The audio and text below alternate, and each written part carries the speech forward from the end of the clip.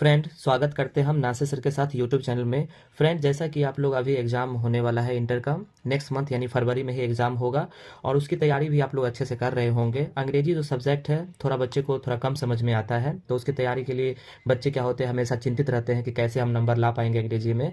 तो दोस्तों, अभी हम इस वीडियो में आपको एक एक चैप्टर यानी उसका जो चैप्टर है, चैप्टर वाइज क्या है ऑब्जेक्टिव हम बताने जा रहे हैं। एक चैप्टर में वही 5-6 ऑब्जेक्टिव होगा और टोटल 20 चैप्टर है, तो वही मान लीजिए 100 ऑब्जेक्टिव आपको याद करना होगा और आप अच्छे नंबर आप ऑब्जेक्टिव अच्छे से आप पास कर जाएंगे। तो अभी हम बताने जा रहे हैं ये जो चैप्टर है ओड टू ऑटोमन है ना, इस चैप्टर से बता रहे हैं। इसका है 1 नंबर में है डैश मतलब खाली स्थान है।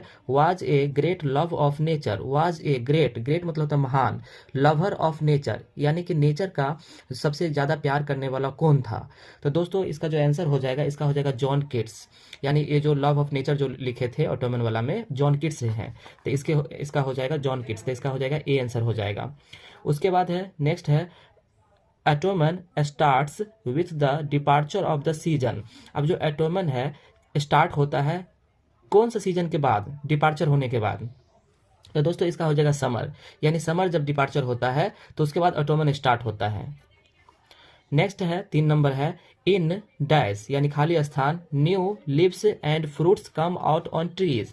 अब ये जो पेड़ जो है, पेड़ पर फ्रूट्स और नया जो पत्ता कब आता है, कौन से सीजन में आता है, तो इसका हो जाएगा ऑटमन है ना, बसंत ऋतु। Ode to dash is an ode, और टू डैश ये किस के लिए कहा गया है, ये ऑटोमन के लिए ही कहा गया है। नेक्स्ट है Ottoman is a season of मिलो, यानी ऑटोमन क्या है, ऋतु है मिलो का। तो इसमें क्या हो जाएगा फ्रूटफुलनेस, इसका आंसर हो जाएगा डी हो जाएगा। नेक्स्ट है Lamia and Hyperion are written by, Lamia और हाइपेरियन को किसने लिखा था, तो इसका हो जाएगा जॉन किट्स, यानी जॉन किट्स इसको लिखे हैं। तो अब इसका नेक्स्ट चैप्टर जो है एन एपिथप है, ठीक है। अब इस चैप्टर से भी वही 6 ऑब्जेक्टिव हैं, जैसे कि एन एपिथप इज रिटेन बाय। दोस्तों पिछला वीडियो में आपको हम बताए थे राइटर का नाम, यानी इसको कौन लिखे हैं। तो अगर आप उस वीडियो को आप देखे होंगे और राइटर का नाम आपको अगर याद होगा, तो एन एपिथप को किसने लिखा था, तो इसको लिखा था वाल्टर डेला मेयर, आपको हम पिछला वीडियो में बताए थे। नेक्स्ट है objective Walter de la Mare knew a who is now dead, यानी वाल्टर डेला मेयर कैसे जाना कि अब कौन मरा है ना, तो इसका हो जाएगा मिडन, यानी बीच से जाना था, बीच वाले जो थे वो बताए थे इसको। The poet thinks that is not over lasting, the poet thinks यानी कवि कैसा सोचता था कि ये ओवर लास्ट हो रहा है, तो ये था ब्यूटी, यानी एक सुंदर तरीका से सोचता था। The poet feels that after his death nobody will her, तो इसका हो जाएगा, इसका रिमेंबर हो जाएगा, इसका बी आंसर हो जाएगा। नेक्स्ट ऑब्जेक्टिव है Walter de la Mare was born in year, यानी वाल्टर डेला मेयर जो था वो किस साल में बर्न हुए थे, यानी पैदा लिए थे, तो हो जाएगा इसका 1873, इसका आंसर हो जाएगा C. Walter de la Mare makes us aware of the, यानी वाल्टर डेला मेयर जो था किसे अवेयर कर रहा था, किसे अवेयर करना चाह रहा था, तो जो पॉवर्टी जो था उसके बारे में वो अवेयर करना चाह रहा था।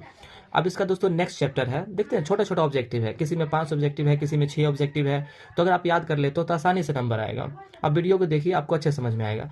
द सोल्जर, इसको लिखे हैं the soldier is written by, देखिए पिछला वीडियो में आपको बताया था ना कि ये सब याद कर लीजिए, आपको 10 नंबर आएगा, तो यही सब ऑब्जेक्टिव पूछ रहा है उसमें।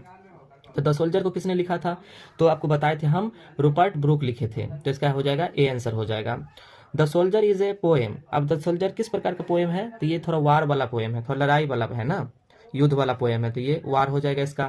नेक्स्ट क्वेश्चन है the speakers of poem the soldier is a, अब द स्पीकर ऑफ पोएम यानी इस जो पोएम जो है इसके स्पीकर कौन है, द सोल्जर के, तो इसका हो जाएगा सोल्जर, यानी कि जो सैनिक लोग हैं वही इसके स्पीकर हैं।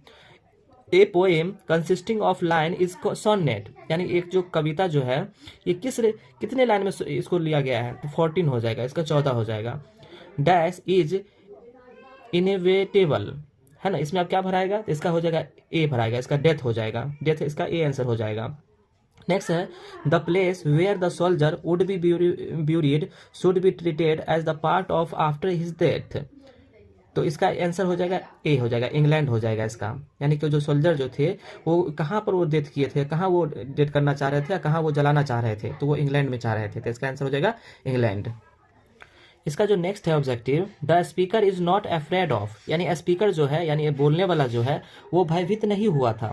तो इसका हो जाएगा आंसर हो जाएगा सी, डेथ, यानी डेथ से वो भयभीत नहीं हुआ था। The dust stands for the, यानी जो धूल जो था किस पे खड़ा था, तो इसका आंसर हो जाएगा सोल्जर, यानी सोल्जर के शरीर पे पूरा धूल जमा हुआ था। Robert Brooke speak in the guise of an soldier, तो इसका आंसर हो जाएगा इंग्लिश, यानी इंग्लिश सोल्जर उसको यूज किया था। The images and praises of dash run through both the stanza, तो इसका आंसर हो जाएगा बी, इंग्लैंड का था ये। The line in heart at peace under an English heaven is taken from, इसका आंसर हो जाएगा बी, इसका हो जाएगा द सोल्जर। तो फ्रेंड अभी हम आप लोग को इस वीडियो में वही 25-26 क्वेश्चन बताए होंगे, ऑब्जेक्टिव है जो आप देख लिए होंगे तो आपको हल्का हल्का समझ में आया होगा। आप इसको बार बार देखिए, जिससे क्या होगा आपको याद होगा, क्योंकि क्या होता है बहुत सारे ऐसे स्टूडेंट होते हैं जिसको किताब खोलते ही उसका सर में दर्द हो जाता है, लेकिन वो मोबाइल में देखते हैं तो वो आसानी से वीडियो आराम से वो देख लेते हैं। मोबाइल अगर 1 घंटा भी अगर देखेंगे तो उसको कोई प्रॉब्लम नहीं होगा, वो आसानी से समझ जाएंगे, देख लेंगे। लेकिन क्या होता है किताब अगर मान लीजिए अगर आधा घंटा भी अगर खोल लेते हैं तो उनको सर में दर्द होता है। तो इसलिए हम बताने जा रहे हैं, आप वीडियो में ही देखिए, आपको अच्छे समझ में आएगा। अगर आप तैयारी भी नहीं किए हैं तो आप अच्छे से तैयारी भी कर पाएंगे।